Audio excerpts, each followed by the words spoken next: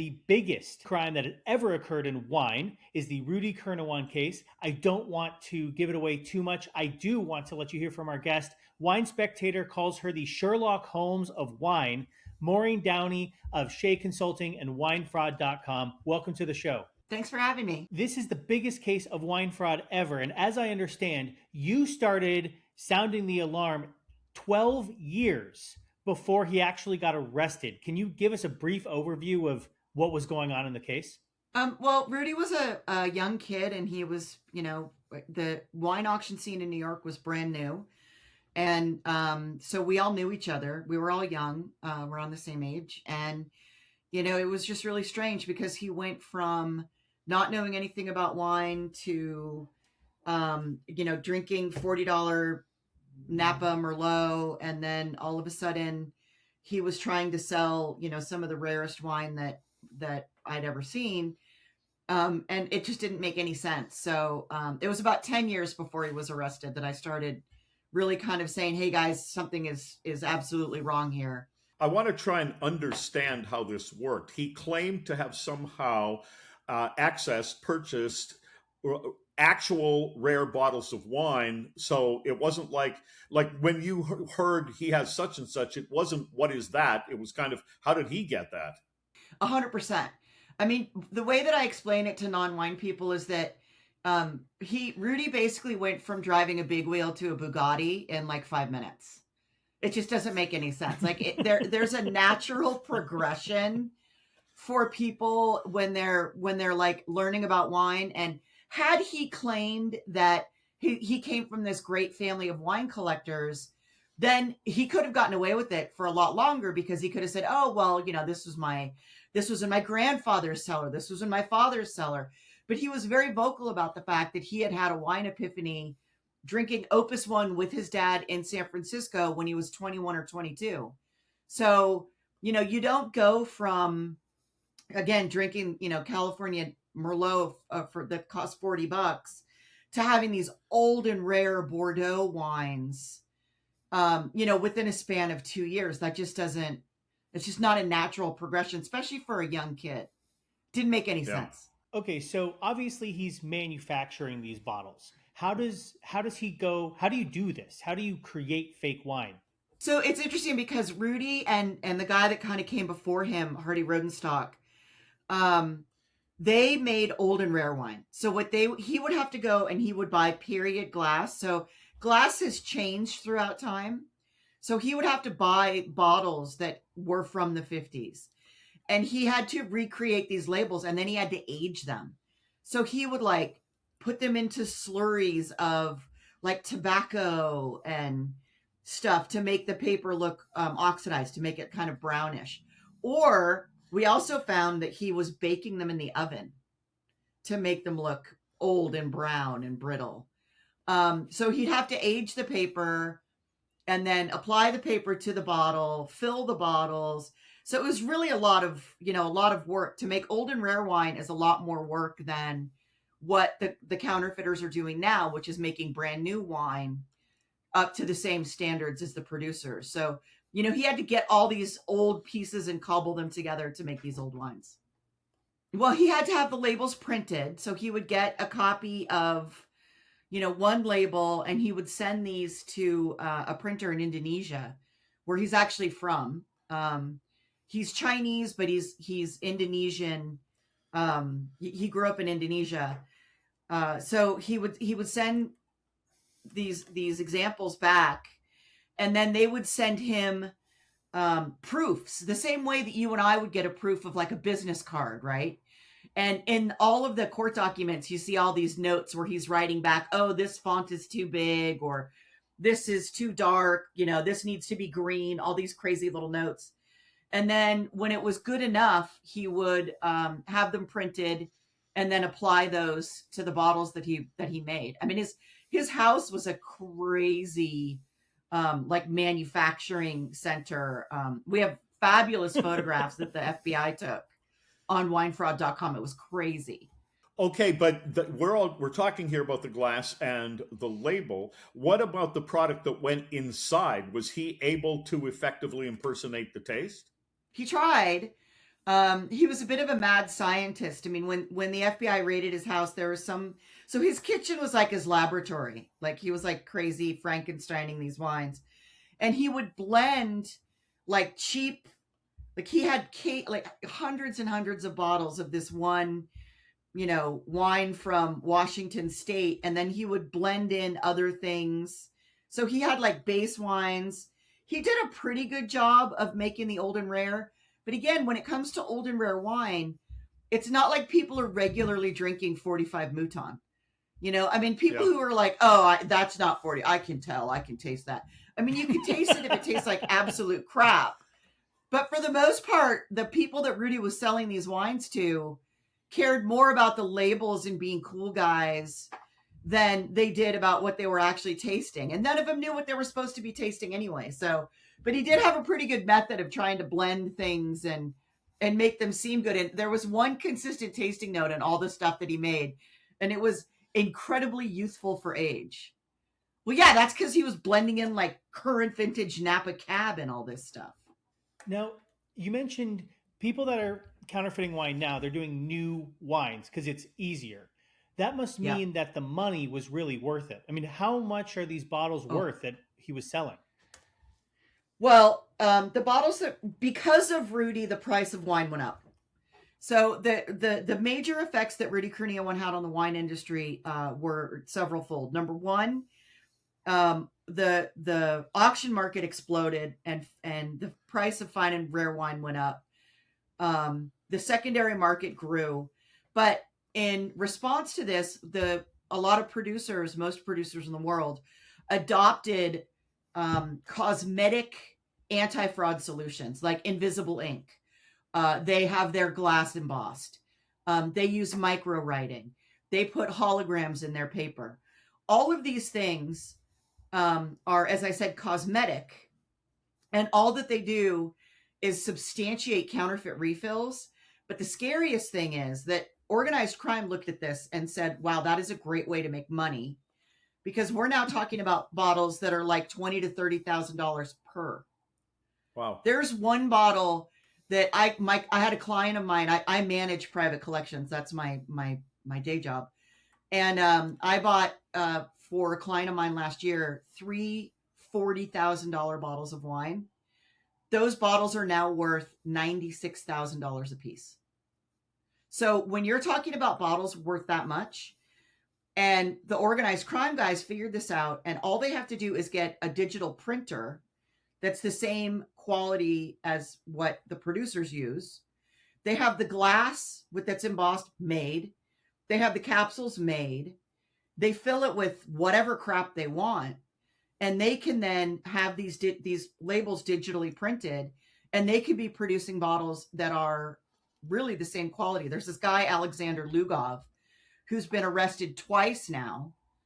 He got arrested in 2019, did 2 years, got 150,000 euro fine, got out, did a better job, just got arrested again 2 years ago.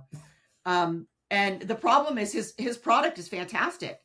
And if you think about it, so, organized crime looks at it and they're like, okay, so one guy went to jail for this ever for any substantial amount of time. That was Rudy.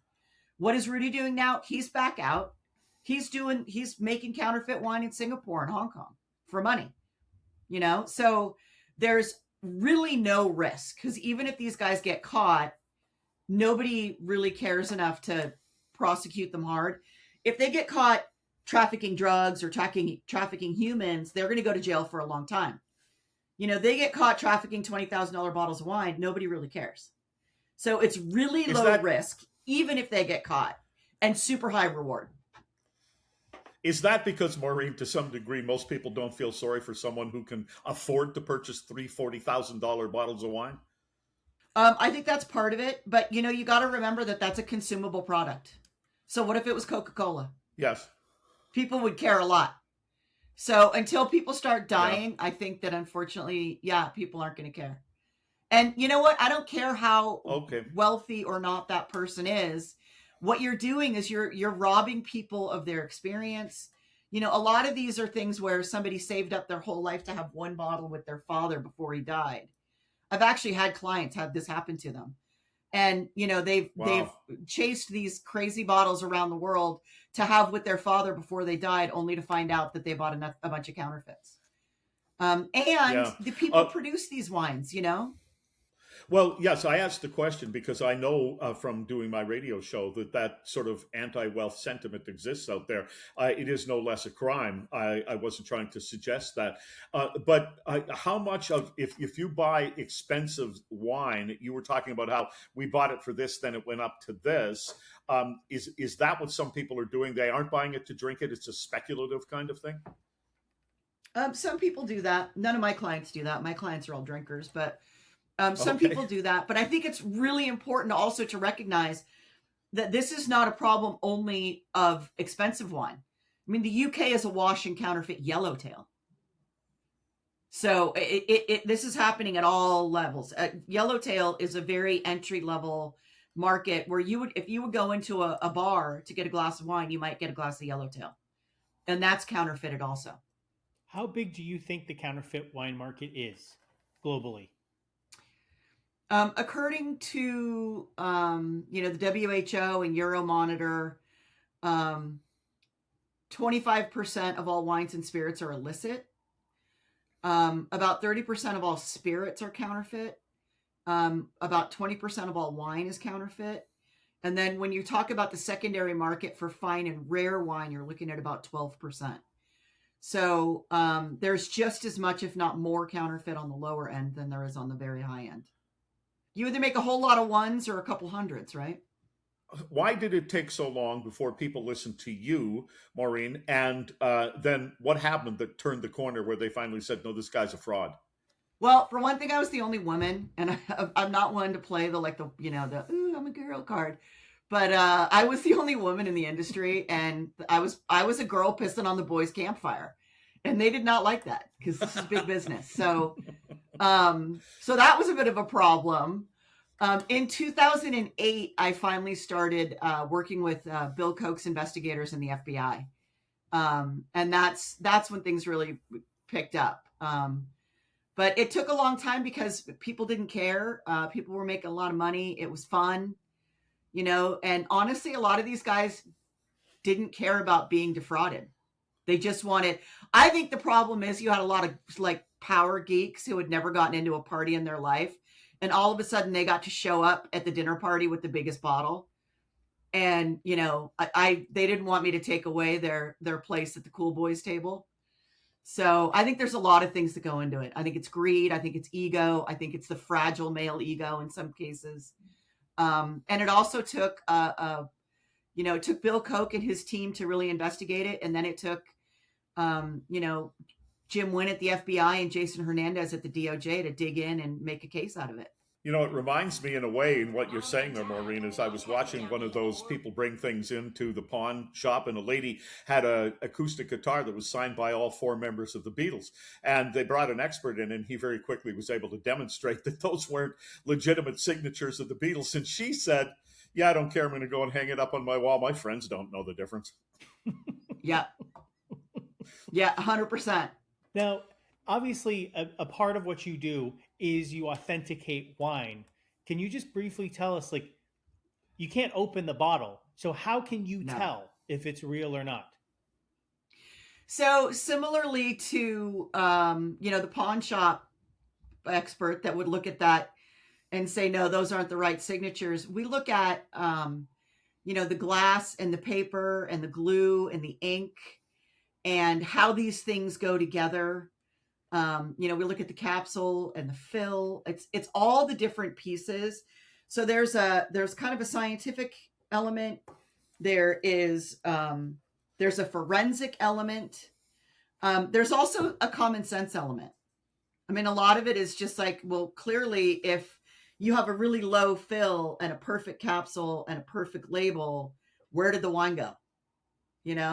Or if you have, there are some, so most of the time for old and rare wines, what the counterfeiters of the past have done is they've aged the labels separate from, and then assembled them on the bottle. So sometimes you'll have stains that skip a label. Like there'll be a neck label and then a main label and then a bottom label. And it's like, they defied physics where the stain comes down and then it jumps and then it keeps going. And it's just, so some of it is logic. Some of it's really amusing. And then some of it is like when you can see that somebody has, aged, they've put one label on top of another label, and then you can see the right angles where, these brown stains have occurred in an oven. So sometimes it's really funny. We do use a lot of microscopes to look at the ink and the way that the ink is applied on the paper. And, a lot of it is having a huge database and a great team. Yeah, that's absolutely fascinating that you can determine this. Are there any things that normal people can watch out for if I'm going into, buying wines? How do I know if it's fake yellowtail? Yeah, you'd have to, what's interesting? I think people who drink yellowtail, because they can afford to drink it, on the daily, are more likely to be able to spot a counterfeit based on taste. Because if you drink Coca-Cola every day and somebody gives you a Pepsi, you're going to know, right? Yeah. For sure. Whereas if these guys who are drinking like 45 Mouton, you don't drink that every day. Like maybe you've had one in your life. And wine changes so much through its evolution and aging and how it's aged, where it's aged, how much did it move. So that's going to be a lot harder. The best advice I can give to people is just to use merchants that are reputable, that don't have a big history of having sold counterfeit wine. A lot of the merchants that got caught tied up in the Rudy thing, they knew what they were doing. They just chose to look the other way. Unfortunately, in the world of wine, a lot of merchants like to hide behind, they hide behind their own ignorance. It's willful ignorance. So make sure you're working with somebody that's reputable. And if a deal is too good to be true, it is. Walk away. Those are really the things that I can say. And just keep your eye out. I mean, if you're going for yellowtail, if you've seen it before and the label looks totally different, maybe go for something else that day. I can totally see how that could happen, though, with a merchant, because they may have gone in innocently and they bought this whole shipment of yellowtail, since we're using that as an example. They bought a lot of it, and then somebody points out to them, this isn't real yellowtail, and they go, I'm not throwing this out. Okay, and again, I'm going to go back to the fact that it's a consumable product. So if you don't know what's in that bottle, you are potentially creating a health crisis. People die in Africa and in the far East and in Eastern Europe all the time from counterfeit wines and spirits. Wow. People in the West don't die that often, but remember a couple of years ago when all those people died in what was it, like Cabo, from the alcohol at one of those all-inclusive resorts? Like, it's not until people die that people care. But I mean, if you had any other consumable product and you were like, well, I don't know what's in this, but I'm going to sell it to people anyway. Like, that's ridiculous. That's a health crisis. Of course it is. There's a difference between endorsing something and understanding why people do it. I understand human nature well enough to know why they would do it, because they're looking out for number one. Yeah. Yeah, that's really scary. And the thing that's kind of scary about wine fraud at this point, about counterfeit wine, is that it does seep into legitimate supply chains. So a lot of the vendors that end up selling counterfeit wine today don't even realize that that's what they're doing. Yeah. Especially with the opacity of the market. I mean, everybody is so secretive about where they get their wine from, and especially post-COVID, there are so many sommeliers who got put out of work that decided that, well, I ran a wine by the glass program, so now I'm going to sell, old and rare wine. Those are two totally different things. So there's a lot of unqualified people out there selling things that they have no business selling. So it's a bit of a quagmire for the common consumer, which is why we created winefraud.com, to try to help people. Well, we really appreciate you spending time with us, Maureen. Maureen Downey of Shea Consulting and winefraud.com, the Sherlock Holmes of wine. Thank you so much for being here on Flavorphiles. Thank you.